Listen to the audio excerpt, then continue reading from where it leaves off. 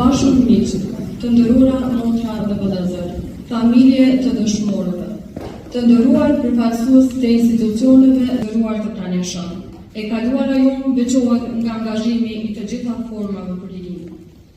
Në këtë rrugë të gjatë e me plot vuajtje e heroizëm, kontribut të jashtëzakonshëm kanë dhënë edhe vajzat dhe gratë shqiptare.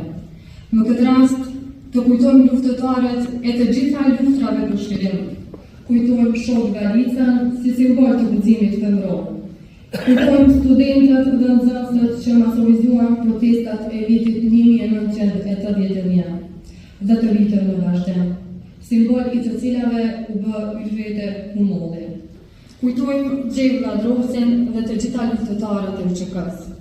Kujtojmë kontributin e jashtëzakonshëm të nënave tona, të cilat me angazhimin e tyre të jashtëzakonshëm ndihmuan luftrat shkëllimtare.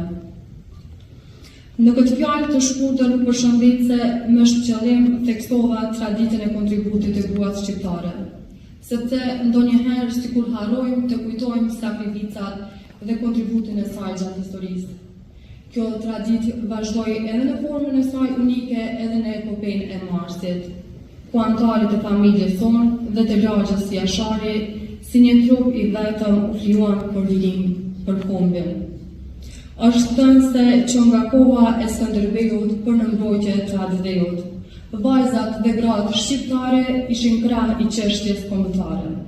Kjo traditë duhet të kujtohet dhe të kultivohet.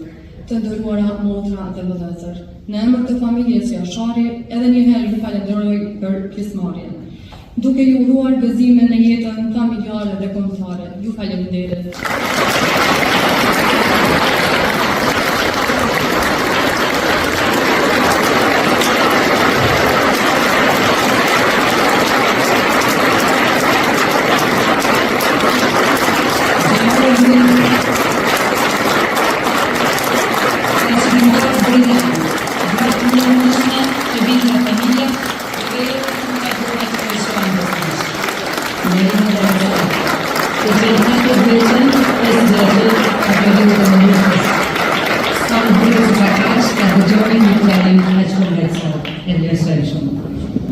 Zënjë Zotrin, janë 3 ditëve të fundit që ka vit 2022.